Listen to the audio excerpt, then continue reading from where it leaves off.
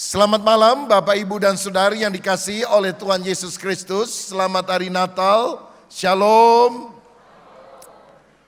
Saya menyambut gembira kehadiran saudara pada hari Natal di malam hari ini. Terima kasih tentu untuk keluarga dari Geraha Asia kita bisa menggunakan tempat ini. Kita juga berterima kasih untuk Sandi Nugroho dan istri yang sudah hadir memberkati kita dengan nyanyian pujian yang semangat yang keluar dari hati. Terima kasih untuk panitia pengisi acara yang sudah membawa kita lebih lagi sungguh-sungguh merayakan Natal penuh dengan sukacita. Saya juga ingin menyambut gembira Bapak Ibu bila mana ada yang baru pertama kali ikut Natalan tahun ini.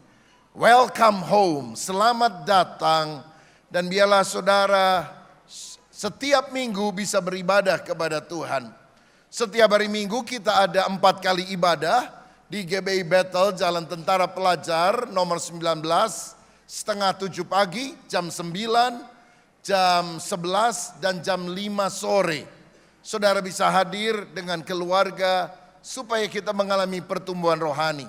Dan pas tanggal 25 Desember kita juga akan mengadakan ibadah di gereja Tentara Pelajar 19, 2 kali ibadah, setengah 7 pagi dan jam 9. Dan hari itu kita mau menyembah Tuhan karena hari ini kita merayakan sukacita. Tapi kita juga akan masuk dalam penyembahan hadirat Tuhan. Karena Yesus adalah Raja segala Raja yang layak dipuji disembah sekarang sampai selama-lamanya. Siapa yang siap menerima firman Tuhan? Boleh lambaikan tangan. Kita berikan tepuk tangan sekali lagi untuk Tuhan kita. Marilah sekarang kita pergi ke Bethlehem. Itulah judul firman Tuhan malam ini. Lukas 2 ayat 10 sampai 15. Demikian bunyinya. Lalu kata malaikat itu kepada mereka, jangan takut sebab sesungguhnya aku memberitakan kepadamu kesukaan besar untuk seluruh bangsa. Hari ini telah lahir bagimu juru selamat yaitu Kristus Tuhan di kota Daud.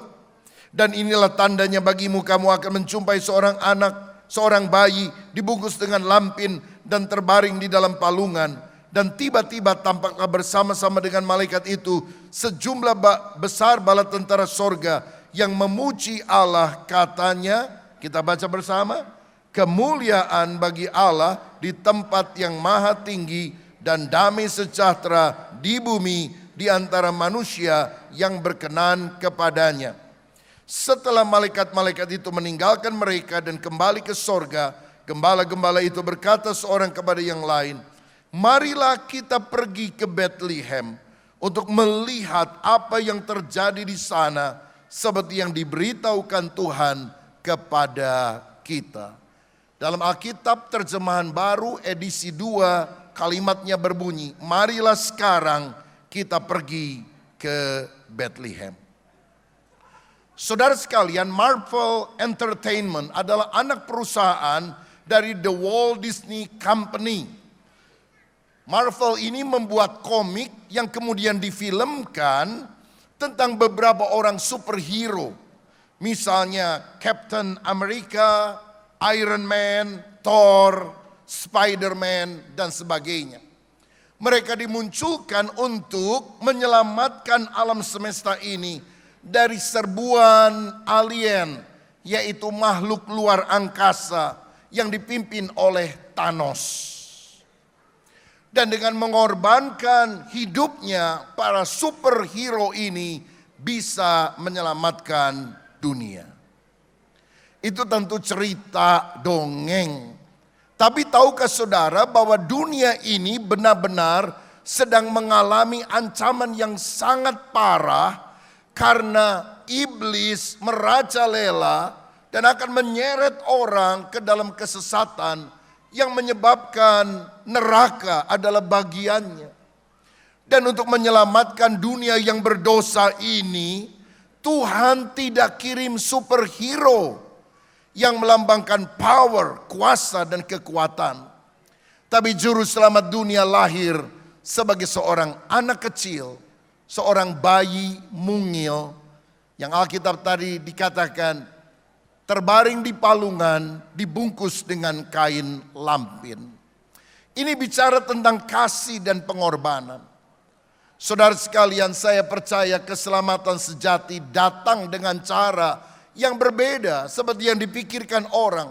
Bukan superhero dengan otot kawat tulang besi, tapi seorang bayi sederhana sehingga dia bisa menghayati seluruh kehidupan manusia dari awal sampai akhir, dari kelahiran, dari perjalanan kehidupan sampai kematiannya. Yesaya 9 ayat 5 berkata, sebab seorang anak telah lahir bagi kita, seorang putra telah diberikan bagi kita, lambang pemerintahan ada di atas bahunya, dan namanya disebutkan orang penasihat ajaib, Allah yang perkasa, Bapa yang kekal, Raja damai. Saudara-saudara, dia adalah bayi ajaib, bayi kudus, seorang anak yang lahir dari perawan Maria, tapi dia adalah Raja damai yang memerintah selamanya. Dia anak kecil, lahir di kota kecil, Bethlehem. Matius 2 ayat 6 bilang, Bethlehem itu kota kecil yang ada di pegunungan Yudea. Kenapa Tuhan tidak pilih Yerusalem yang jauh lebih besar dan terkenal? Kenapa dia pilih Bethlehem yang kecil? Karena saya percaya Tuhan punya rencana yang indah dan mau memakai hal-hal yang tampaknya kecil bagi manusia untuk mempermalukan hal-hal yang besar. Siapa orang yang pertama kali datang untuk menyambut bayi kecil ini? Orang-orang kecil juga. Para gembala yang terpinggirkan, merekalah yang mendapatkan privilege, kehormatan untuk berjumpa dengan Yesus pada hari kelahirannya. Nah, melalui kisah Natal di mana Allah datang dalam rupa bayi atau anak kecil, dilahirkan di kota kecil. Ada 3 kebenaran saya mau bagikan. Yang pertama, saudara, jangan meremehkan hal kecil. Karena seringkali Allah memakai hal yang kecil tampaknya untuk berdampak besar. Lihat ketika Goliat raksasa 3 meter dari Filistin menantang orang Israel dan semua ketakutan. Siapa yang Tuhan munculkan untuk mengalahkan Goliat? Apa raksasa 4 meter dari Israel yang mengalahkan dia? Bukan. Yang Tuhan pakai seorang anak yang masih muda, pipinya masih kemerah-merahan, masih culun. Namanya Daud, tapi dengan kuasa Allah dia bisa mengalahkan Goliat. Kalau raksasa Goliat 3 meter dikalahkan raksasa 4 meter, ya jelas 4 meter menang lawan 3 meter. Tapi anak kecil, anak muda yang Tuhan pakai untuk mengalahkan raksasa itu, maka kita berkata yang hebat adalah Tuhan yang telah memakai manusia yang lemah dan terbatas untuk kemuliaan namanya. Saudara ingat satu kali Yesus pernah khotbah dan ada 5.000 orang lebih laki-laki yang berhimpun, belum termasuk perempuan dan anak-anak. Dan ketika itu mereka mulai lapar karena tampaknya ibadah itu cukup panjang. Dan Tuhan membuat mujizat hanya dengan sumber yang kecil. 5 roti dan 2 ikan ditaruh di tangan Yesus, mengenyangkan 5.000 orang dan sisanya 12 bakul. Matematika dunia 5 tambah 2 7. Tapi matematika Yesus 5 tambah 2, 5.012. 5 roti 2 ikan mengenyangkan 5.000 orang, sisanya 12 bakul. Saudara tahu kenapa bisa sisa 12 bakul? Karena murid Yesus jumlahnya 12. Dan biasanya kalau sudah ada sisa, maka itu bagian panitia. Rupanya bagian porsi untuk murid Yesus bukan per piring, tapi makannya per bakul, saudara. Ada kelimpahan berkat. Dan saudara tahu kenapa bisa ada sisa? Karena Alkitab bilang yang makan 5.000 laki-laki. Kalau yang makan 5.000 perempuan pasti tidak ada sisa. Karena ibu-ibu begitu melihat sisa, dia bawa kantong kresek, dia bawa pulang ke rumah masing-masing. Itulah kelebihan ibu-ibu, haleluya. Tapi saya mau bilang jangan meremehkan hal kecil, karena Allah memperhatikan hal yang kecil. Siapa yang tidak setia dalam perkara kecil tidak bisa diberi tanggung jawab dalam perkara yang besar. Tapi kalau kita setia bisa dipercaya dalam hal yang kecil, tanggung jawab yang lebih besar Tuhan juga akan berikan kepada kita. Tidak ada masalah terlalu besar yang tidak bisa Tuhan selesaikan. Tapi tidak ada persoalan yang terlalu kecil yang Tuhan abaikan. Saya ingat satu kali saya nyetir mobil pergi ke gereja di Bandung. Dan saya turun dari mobil, saya tarik kaos kaki saya yang agak melorot. Dan saya pikir, aduh kaos kaki kok udah jelek nih ya. Apa sempet nggak nanti siang di antara jeda ibadah saya pergi ke toko sebentar beli sepatu yang lebih nyaman. Tapi nggak sempat berpikir panjang karena ibadah sudah dimulai, pujian dikumandangkan, saya juga mesti khotbah. Dan hari itu saya mesti khotbah dari pagi sampai malam, saudara, dalam beberapa sesi ibadah. Dan ketika selesai kebaktian, para jemaat keluar, saya menyalami mereka di pintu luar gereja, selamat hari Minggu, sampai jumpa minggu depan. Seorang ibu tua berkata kepada saya, Pak Pendeta, saya ingin memberikan sesuatu tapi tolong jangan dilihat harganya karena ini murah. Saya bilang, aduh ibu gak usah bawa apa-apa, ibu ibadah juga, yang penting Tuhan disukakan. Dia bilang, enggak Pak, saya udah lama mau kasih ini, baru sempat sekarang. Dia kasih saya kantong kresek berwarna hitam. Setelah semuanya selesai, saya pergi ke ruangan hamba Tuhan menunggu ibadah berikutnya. Saya buka kantong kresek warna hitam itu. Dan saudara tahu isinya apa? Loh kok tahu? Karena itu yang saya butuhkan. Sepasang kaos kaki. Buat saya itu mengherankan. Gak pernah ada orang hanya kasih sepasang kaos kaki. Tapi waktu saya angkat kaos kaki itu, saya hampir menangis saudara. Bukan karena mahalnya harga kaos kaki itu. Tapi seakan Tuhan ngomong gini di hati saya, hambaku, kamu khotbah yang bagus hari ini, supaya semua jemaat dari pagi sampai malam diberkati. Soal urusan pribadimu, soal urusan kaos kaki, aku tahu, aku peduli, aku siapkan bagimu. Karena aku Allah yang menyediakan segala keperluanmu. Tidak ada persoalan terlalu besar yang Tuhan tidak bisa pecahkan. Tapi tidak ada masalah terlalu kecil yang Tuhan abaikan. Tuhan tahu nama kecil saudara. Tuhan tahu masa kecilmu. Tuhan tahu kebutuhan saudara yang saudara sedang hadapi hari-hari ini. Tapi percayalah Dia penyedia yang ajaib. Jangan pernah meremehkan hal yang kecil. Karena justru di sanalah Tuhan akan menyatakan kehebatannya. Dia akan memakai kita juga untuk kemuliaan. Karena itu saudara, mari kita setia dalam perkara kecil. Jangan diabaikan kalau disuruh pelayanan kecil, cuma gini doang. Itu adalah ujian apakah kita bisa bertanggung jawab untuk perkara yang lebih besar. Kalau saudara punya pekerjaan, usaha, masih kecil-kecilan, jangan patah semangat. Saya melihat ada banyak orang sukses. Mulai pelayanan dan mulai pekerjaannya dari hal yang tampaknya kecil, sederhana, Tuhan makin kembangkan secara luar biasa. Makanya hargai perkara kecil. Ada yang jualan usahanya dapat untung kecil, dihina-hina orang, jualan es teh doang. Aduh kapan kayaknya, dihina-hina orang aja, digoblokin orang. Saudara, kalau engkau sabar, hinaan bisa menjadi berkah. Saudara bisa jadi orang yang diberkati secara luar biasa dalam waktu yang sekejap. Siapa yang percaya Tuhan siap memberkati kita? Haleluya. Rasanya sih nggak ada yang jualan es teh ya.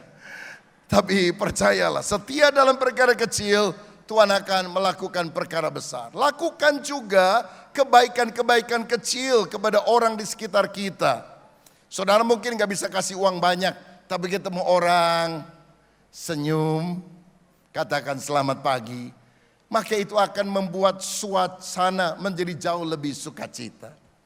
Lakukan kebaikan kecil, berterima kasih kepada seseorang yang membantu saudara. Bapak-bapak boleh saya tanya, kalau istrimu menyediakan makan pagi atau siang atau malam, entah dia masak sendiri atau dia beli dari rumah makan, lalu dia prepare, siapkan di meja makan, bapak-bapak suka bilang terima kasih enggak? Oh enggak, wah ibu-ibu yang nyaut saudara sekalian. Kenapa enggak suka bilang terima kasih? Karena bapak-bapak pikir semua terjadi secara otomatis. Makanan keluar sendiri muncul dari meja kan. Sehingga tidak diperlukan ucapan terima kasih. Tentu saja kita salah. Kita harus bilang terima kasih. Itu kebaikan kecil yang kita bisa lakukan kepada orang di sekitar kita. Dan para pria habis ibadah Natal ini, lakukan kebaikan kecil kepada istrimu. Kasih uang jajan yang jauh lebih banyak dari biasanya. Haleluya. Saudara boleh lupa khotbah Natal saya, tapi saudara pria yang bertobat pulang kebaktian ini kasih uang yang banyak kepada istrinya. Haleluya. Setuju ibu-ibu? Oh, lihat jeritan para wanita yang hadir pada malam hari ini. Happy wife, happy life. Istri bahagia, hidup bahagia. Kalau istri kagak bahagia, aduh mumet hidup kita, saudara-saudara. Betul apa betul? Dan cara membahagiakan istri, kasih uang jajan yang banyak. Itu kebaikan yang kita bisa lakukan kepada mereka. Implikasi yang berikutnya adalah perhatikan orang-orang kecil. Beri bantuan kepada mereka kalau mereka susah. Ingat saudara, tangan di atas lebih bagus dari tangan yang di bawah. Lebih baik memberi daripada menerima. Kalau saudara belanja atau makan, dilayani, kasih tip, jangan lupa sama yang melayani. 10.000, 20.000, 50.000. 50.000 gak akan bikin saudara miskin. 50.000 juga gak akan bikin orang itu kaya, saudara-saudara. Tapi kalau kita bisa memberikan tips kepada mereka, bukankah mereka juga merasa dihargai? Ibu-ibu, kalau nawar pakai hati. Kalau bapak-bapak nawar lain. Bang, ini berapa buah 1 kilo? 100.000 pak. Aduh, mahal banget, 90.000 aja ya. Itu bapak-bapak. Kalau ibu-ibu mah beda. Bang, ini berapa 1 kilo? 100.000. Hah, 100.000? 10.000 ya. Nawarnya juga sadis, saudara-saudara. Tapi hari ini ayo mari perhatikan orang-orang kecil. Salah satu yang kita bisa lakukan adalah membantu orang-orang kecil di pedalaman-pedalaman. Saudara sekalian, dalam beberapa tahun terakhir ini, saya juga sebagai pimpinan GBI membuat sebuah program namanya Battle Project. Yaitu membangun gereja di desa, di pedalaman, karena orang di sana nggak mampu untuk membangun gereja tersebut. Dan kita nggak kasih uangnya. Kita bangunkan dari awal sampai selesai, mereka terima kuncinya saja. Dan seringkali kita berikan hadiah Natal kepada jemaat di desa-desa, hadiah Paskah kepada jemaat di pedalaman-pedalaman sebuah gedung gereja. Lengkap dengan alat musik, sound system, bangku yang ada. Supaya mereka bisa ibadah lebih baik lagi. Saudara lihat, ini sebuah gereja yang ada di pedalaman Nusa Tenggara Timur. Lantai dari tanah benar-benar memprihatinkan, atapnya dari jerami dan kemudian dari bahan-bahan yang sangat murah sekali. Tidak layak lah. Kursinya juga kalau saudara perhatikan bukan kursi seperti ini, tapi kursi seperti tukang bakso yang lurus gitu saudara. Kalau orang duduk bersama-sama, tiba-tiba dia berdiri, kita jatuh. Karena itu tukang bakso punya. Nah saudara tahu, mereka sudah belasan tahun berusaha membangun gereja dan tidak punya dana. Karena persembahan di sana sangat sedikit sekali. Kadang cuma 150.000 setiap minggu atau setiap bulan kadang. Ada yang kasih persembahannya berupa buah-buahan. Dan kita membangunkan ratusan juta. Sehingga ibadah di sana berubah menjadi ibadah di tempat ini. Ibu Teresa pernah berkata, persedikit kata-kata, perbanyak perbuatan nyata, itu jauh lebih berbicara. Dalam 2 tahun lebih kita sudah bangun 70 gereja seperti ini, saudara. Saya masih punya target 30 lagi kita selesaikan dalam waktu yang tidak terlalu lama. Dan Tuhan mencukupkan melalui para donatur yang terbeban. Pak, berapa satu gereja? Sekian ratus juta. saya ikut 1. Ada yang bilang saya ikut 2. Ada yang bilang saya ikut 5. Ada yang bilang saya ikut 10. Wow, luar biasa. Tapi mulai dari kita. Karena 8 gereja pertama dari jemaat kita, saudara. Dan itu dibangun di NTT, di Papua, di Kalimantan, di Sumatera, di berbagai tempat di Indonesia. Yang paling mahal di pegunungan Papua. Harganya bisa 2-3 kali lipat daripada yang di Jawa atau pulau yang lain. Karena ongkos transport yang mahal, ongkos semen yang mahal. Tapi betapa bersukacita kalau kita bisa melihat tempat yang sangat tidak memadai berubah menjadi sebuah gereja yang indah. Kita harus bersukacita, kita bisa ibadah Natal bersama di tempat yang sangat baik ini. Tapi kita juga perlu ingat orang-orang kecil yang membutuhkan. Ada sebuah video klip saya ajak saudara lihat, silakan. Shalom saudara sekalian, saya sedang berada di Wamena, GBI Talik Takum. Sebelumnya mereka kebaktian di Honai Dapur ini. Tapi kalau saudara lihat sebelah sana ada tempat untuk pria ya. Untuk pria, tapi kemudian oleh anugerah Tuhan melalui Battle Project kita sudah bisa membangun gedung gereja yang bagus. Yang sudah bisa lihat juga videonya. Dari ibadah di Honai Dapur tadi, sekarang sudah ada gedung gereja yang bagus. Puji Tuhan, ini adalah anugerah Tuhan. Dan kalau saudara lihat keliling, ya bisa lihat pemandangan yang sangat bagus. Dan juga di sebelah kiri sana itu ada Honai juga. Dan cuaca sangat sejuk, sangat baik sekali di sini, sangat segar. Dan saya juga ditampingi oleh beberapa hamba Tuhan dan jemaat yang ada di sini. Maju terus dalam Tuhan, Tuhan Yesus memberkati. Shalom. Saya tanyakan kepada gembalanya setelah gerejanya selesai, apakah jumlah jemaat Anda bertambah? Dia bilang, puji Tuhan Pak, jemaat kami bertambah dengan pesat. Karena sebelumnya cuma di Honai Dapur, itu rumah adat orang-orang Papua. Sekarang dapat tempat yang jauh lebih layak. Saya percaya ini waktunya anak-anak Tuhan belajar memperhatikan orang yang ada di sekitar kita. Karena apa yang kita lakukan kepada saudara kita yang paling kecil, kita melakukannya bagi Tuhan. Siapa yang setuju? Berikan tepuk tangan yang meriah untuk Tuhan. Minggu yang lalu saya pelayanan Natalan di Batam, kemudian di Tanjung Pinang, di Bintan. Dan kami juga meresmikan ambulance boat, yaitu klinik kesehatan berupa kapal apung yang bisa pergi dari satu pulau ke pulau yang lain. Karena Kepulauan Riau itu banyak sekali pulau-pulaunya. Dan seringkali mereka sulit mengakses fasilitas kesehatan yang ada, terutama di pulau-pulau yang terpencil. Dan kita oleh anugerah Tuhan bisa memberkati daerah itu dengan sebuah kapal di mana nanti akan ada dokter-dokter yang praktek di dalamnya. Dan ini juga bisa mengangkut pasien dari Bintan ke Batam, dari Bintan ke Singapura, bila mana mereka membutuhkan bantuan. Dan saudara tahu Indonesia adalah negara kepulauan. Dan kita membutuhkan hal semacam ini terjadi di mana-mana. Mari kita lihat video berikutnya. Shalom, saya sedang berada di Tanjung Pinang di Kepulauan Riau, Pulau Bintan. Dan hari ini 10 Desember 2024 kita baru saja meluncurkan kapal klinik apung Bethel, ambulance boat, untuk melayani masyarakat kepulauan yang ada di tempat ini. Dan ini juga bisa nanti membawa orang sakit entah dari Bintan ke Batam atau dari Bintan ke Singapura. Alkitab berkata Yesus pergi dari kota ke desa untuk memberitakan kabar baik dan menyembuhkan orang sakit.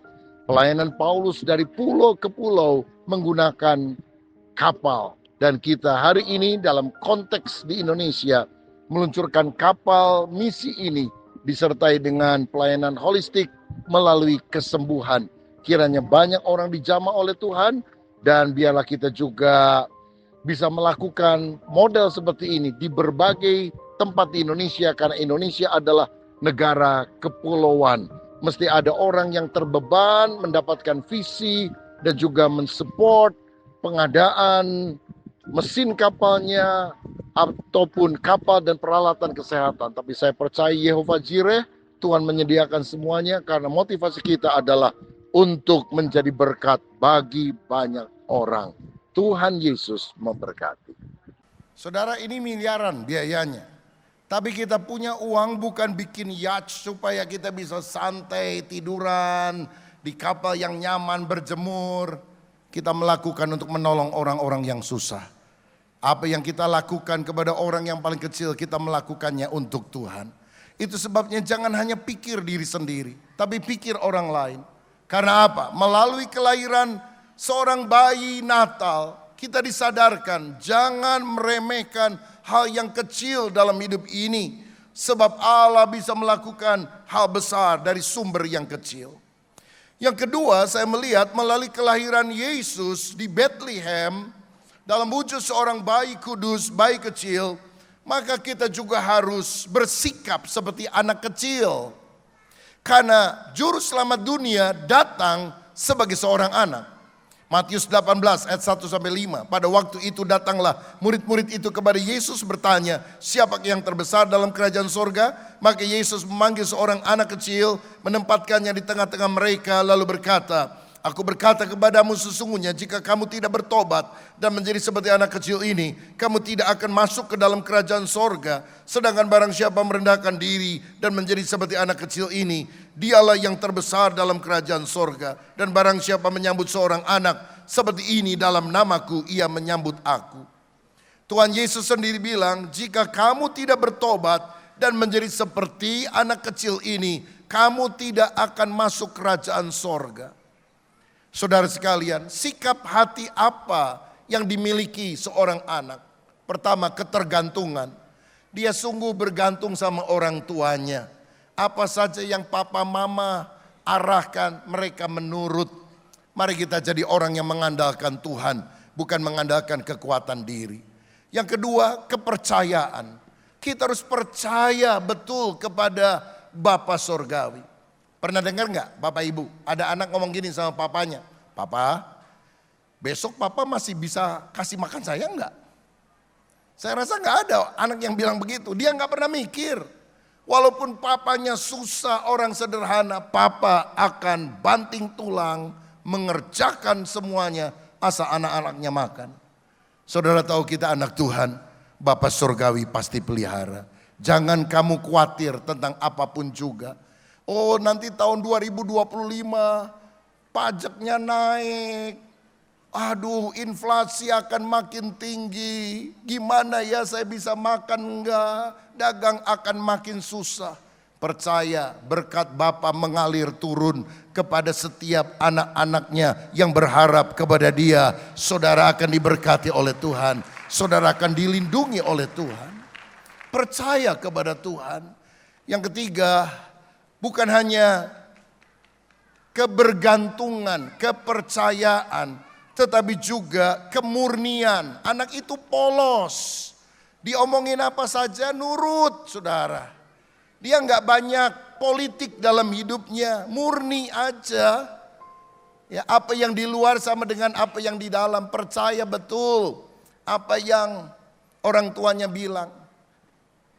Ada seorang ibu yang dipanggil oleh gurunya karena anaknya di sekolah nilainya 0. Pelajaran berhitung, matematika. Lalu kemudian guru bilang, ibu, anak ibu nilainya jelek sekali. Ada 10 soal, semuanya jawabannya tidak ada yang tepat. Boleh saya lihat catatannya Bu Guru? Boleh. 5 tambah 2, 8 tambah 9, 10 tambah 12. Itu pertanyaan-pertanyaan 10 soal. Dan saudara tahu jawaban untuk setiap soal. 8 tambah 2 Yesus, 5 tambah 7 Yesus. Sampai 10 Yesus. Loh, ibunya bingung. Nah, kenapa jawaban kamu begini? Mama, saya memang gak belajar jadi gak tahu berapa ngisinya, tapi saya ingat omongan mama. Apapun masalahnya, Yesus jawabannya. Jadi ku jawab Yesus, Yesus, Yesus, Yesus. Salah saya apa katanya. Saudara, anak itu murni dan polos. Mungkin dia salah paham dengan apa yang ibu katakan. Tapi mari kita jadi anak yang bergantung kepada Tuhan. Percaya kepada Tuhan. polos, murni apa yang Tuhan sampaikan, kita mengiyakan dan rendah hati. Anak itu nggak sombong, saudara. Kita kadang-kadang merasa nggak mau kalah sama orang lain, tapi anak itu rendah hati. Yesus Kristus waktu datang ke dunia, dia datang ke dalam kandang yang hina, menunjukkan Allah yang mulia, merendahkan dirinya menjadi manusia. Saya percaya kalau kita punya sikap sedemikian, bersikap seperti anak kecil, keselamatan Tuhan berikan. Dalam Matius 2 ayat 11, ketika orang Majus berjumpa dengan sang anak kudus itu, dikatakan demikian. Maka masuklah mereka ke dalam rumah itu dan melihat anak itu bersama Maria ibunya, lalu sujud menyembah dia. Mereka pun membuka tempat harta bendanya dan mempersembahkan persembahan kepadanya, yaitu emas, kemenyan, dan mur. Apa yang dilakukan kepada sang anak? Pertama, sujud menyembah, dan yang kedua, mempersembahkan persembahan. Ayo kita sujud menyembah, baru kita mempersembahkan uang kita, talenta kita, semuanya tanpa menuntut. Karena kita sudah sujud di hadapan Tuhan. Bapak, Ibu, dan saudara sekalian, tahukah saudara bahwa lukisan termahal di dunia saat ini adalah Salvator Mundi, Yesus Juru Selamat dunia. Ini adalah karya terakhir dari Leonardo da Vinci. Ukurannya tidak besar, hanya 2 jengkal kali 3 jengkal. Dan dibeli orang di Balai Lelang Christie pada bulan November 2017 dengan harga fantastis. 450 juta US dollar, hampir 7 triliun. Mau beli lukisan 7 triliun? Yang mengagetkan, siapa yang belinya? Klik. Pangeran Saudi Arabia, Mohammed bin Salman. Saya juga bingung, kenapa ya Mohammed bin Salman beli lukisan Yesus yang adalah juru selamat dunia. 7 triliun, ada yang mau beli 8 triliun? Saya mau bilang, kita nggak perlu membeli lukisan ini. Karena kita bisa mengundang pribadi Yesus, bukan cuma lukisannya, masuk ke dalam hati kita. Dan kalau malam Natal ini engkau berkata, Tuhan, masuklah dalam hatiku, jadilah juru selamatku, ampunilah segala dosaku. Tuhan masuk ke dalam hati kita, gratis, nggak usah bayar. Keselamatan, hidup kekal Tuhan akan berikan kepada kita sekarang bahkan sampai selama-lamanya. Haleluya.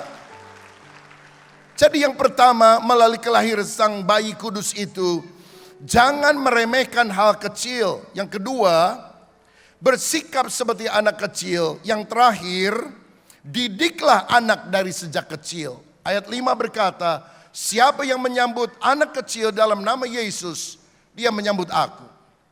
Jangan abaikan anak yang masih kecil.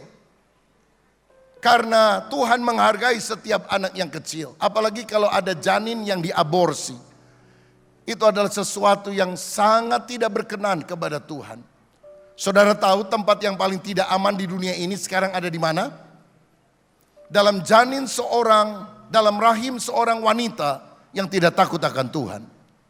Itu yang menyebabkan orang-orang akan mati ketika aborsi dilakukan. Kalau perang orang masih bisa lari. Tapi kalau sudah diaborsi, dia tidak bisa lakukan apa-apa. Sebaliknya didiklah orang muda menurut jalan yang patut baginya. Pada masa tuanya pun dia tidak akan menyimpang dari jalan itu. Seorang hamba Tuhan bernama D.L. Moody sering menginjil, saudara. Satu kali dia ditanya oleh temannya, berapa orang yang kamu menangkan hari ini dalam penginjilan? 2,5. 2,5. Oh, pasti 2 orang dewasa dan 1 anak kecil. Karena anak kecil dianggap setengah orang, makan setengah piring, bayar setengah harga.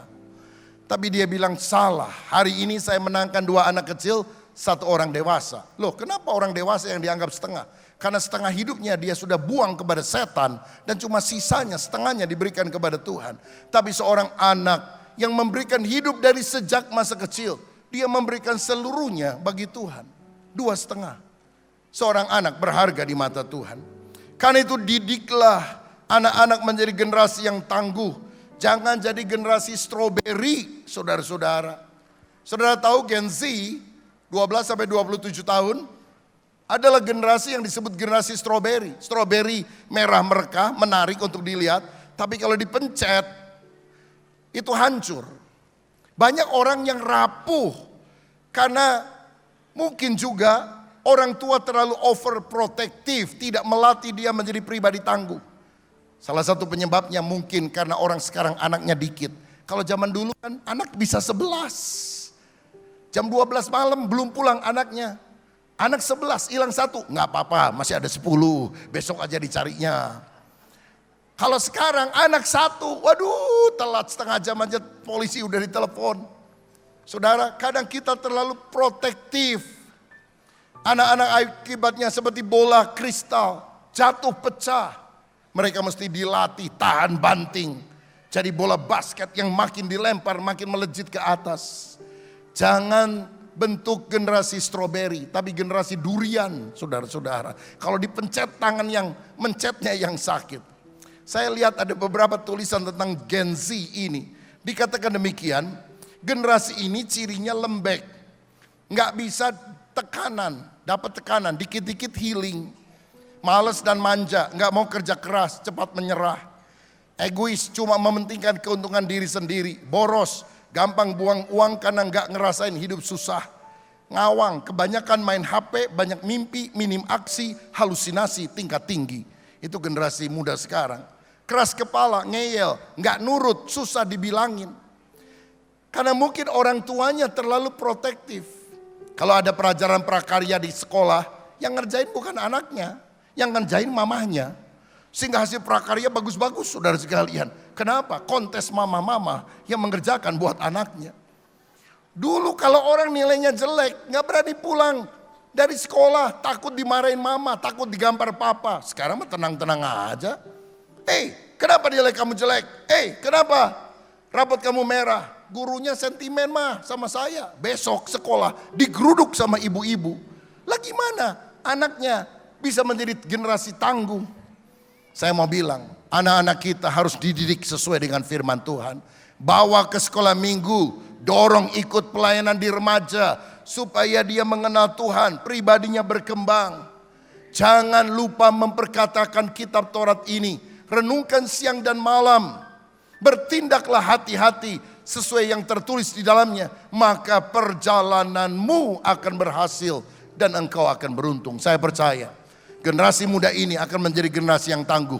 Kalau kita mengajar mereka hidup sesuai dengan Alkitab, sesuai dengan firman Tuhan. Mereka percaya kepada Yesus dan mengalami pertumbuhan rohani. Itu sebabnya saudara, kita di Bandung membangun sebuah Bible Park, The Journey Discovery Center yang oleh anugerah Tuhan 2 minggu yang lalu kita selesaikan seluruh konstruksinya. Lantai 3, lantai 4, luas bangunan hampir 40.000 meter persegi, hampir 4 hektar, 50% jadi saudara sekalian. Karena apa? Seluruh konstruksi, struktur beres dan tahun depan kita akan mulai masuk finishing. Dan kemudian teknologi yang paling canggih. Saya berdoa, karena ini pertama kali di Asia Tenggara. Saya berdoa supaya ini bisa segera selesai. Supaya nanti saudara dari Tasik bisa ajak semua orang. Mungkin yang tinggal di Ciamis, yang tinggal di Banjar, Banjarsari. Di mana-mana saja yang ada dari Jakarta. Bisa hadir, karena di dalamnya kita memperkenalkan orang kepada Injil Yesus Kristus. Supaya setiap orang yang percaya tidak binasa, melainkan beroleh hidup yang kekal. Mari kita lihat video klip yang terakhir sebelum kita berdoa. Hai semua, udah tahu belum? Nanti di Bandung akan ada Bible Modern Edutainment Center terbesar se-Asia Tenggara. Yuk temenin aku lihat progres pembangunannya. Kompleks The Journey di daerah Sumarekon, Bandung Timur. Bible Modern Edutainment Center The Journey ini gak cuma akan menampilkan bukti peninggalan sejarah penting tentang Alkitab loh, tapi di sini kita akan bisa melihat kisah-kisah Alkitab dari Kejadian sampai Wahyu melalui teknologi 3D, 4D, and 5D loh. Keren kan? Jadi berasa kayak Bible comes to life.